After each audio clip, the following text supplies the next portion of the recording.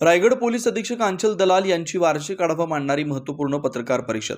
रायगड जिल्ह्याच्या कर्तव्यदक्ष पोलीस अधीक्षक आंचल दलाल यांनी जिल्ह्याच्या पोलीस दलाची सूत्र हाती घेतल्यापासून गुन्हेगारीला आळा बसवण्याबरोबरच रायगडची सुरक्षा यंत्रणा सक्षम ठेवण्यात यश मिळवले आहे।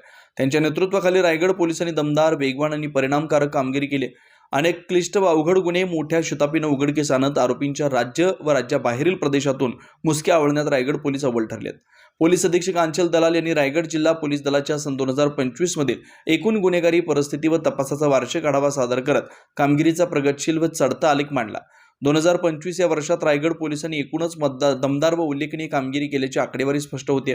यामध्ये खुनाचा प्रयत्न, दरोडा, जबरी चोरी, घरफोडी, चोरी, दंगल, दुखापत, बलात्कार, विनयभंग, अपहरण, प्राणघातक अपघात, जुगार, दारूबंदी व इतर गुन्ह्यातील कारवाई तसेच प्रतिबंधात्मक कारवाईमध्ये रायगड पोलिसांची कामगिरी वाखाणण्याजोगी व कौतुकास्पद राहिली आहे। यासोबतच रायगड जिल्हा पोलिसांकडून अनेक नाविन्यपूर्ण उपक्रम राबवण्यात येत असल्याची माहिती पोलीस अधीक्षक आंचल दलाल यांनी दिली।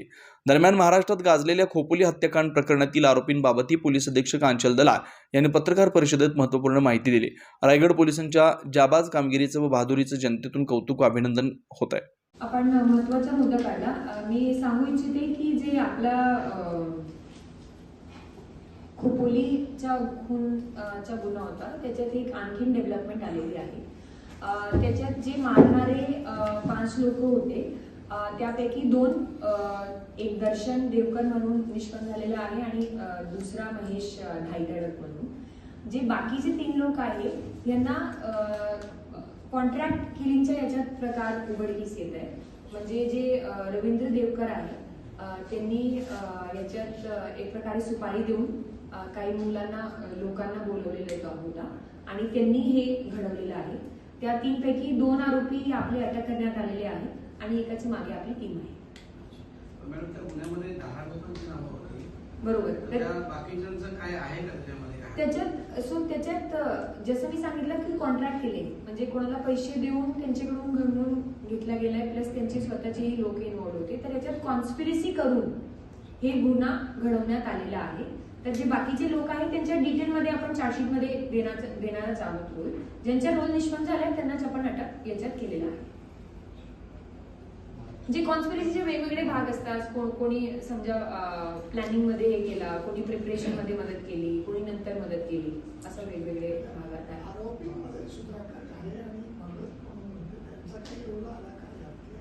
त्यांचे सध्या रोल तपासाच्या अंतर्गत आहे।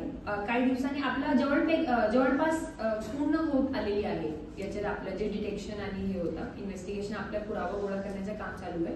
एकदा आपल्याला शेवटचा आरोपी पण मिळाला की पूर्ण पिक्चर आपल्याला क्लिअर होऊन जाईल। मग ते जे घारे आणि भगत म्हणून आहेत ते आता फरार म्हणून आहेत की त्याची गरज, त्यांना अटकेची गरज नाही? सध्या आपल्याला पुराव्यामध्ये त्यांची अटकेची गरज वाटत नाही, पण हे पूर्ण नाहीये कारण जोपर्यंत आपला शेवटचा आरोपी ज्यांनी एक्झिक्यूट केलेला आहे तो मिळत नाही, याच्याबद्दल पूर्ण खात्रीने सांगणं चुकीचं होईल। त्या केसमध्ये आतापर्यंत एकूण 12 आरोपी अटक करण्यात आलेले आहे। त्याच्यात असा निष्पन्न होत आहे की जे रवींद्र देवकर आहे त्यांनी सुपारी देऊन काही लोकांना बाहेरून बोलवलेला होता आणि त्यांच्या माध्यमातून हे खुनाचा गुन्हा घडवण्यात आलेला होता। मॅडम, 2024च्या तुलनेमध्ये 2025ची कामगिरी कशी आहे? प्रगतशील आलेख आहे का? कसं एकूणच आपण नेहमी प्रयत्न करतो की मागच्या वर्षीपेक्षा आपल्याला या वर्षी कसा चांगला करता येईल। तर त्या अनुषंगाने जे आपला प्रॉपर्टी रिकव्हरीचा रेट आहे त्याच्यात जवळपास 7 ते 8% इम्प्रूव्हमेंट झालेली आहे। सोबतच जे डिटेक्शनचा रेट आहे, आपला घरफोडी किंवा चोरी असे प्रकारचे जे गुन्हे आहेत त्याच्यात वाढ झालेली आहे।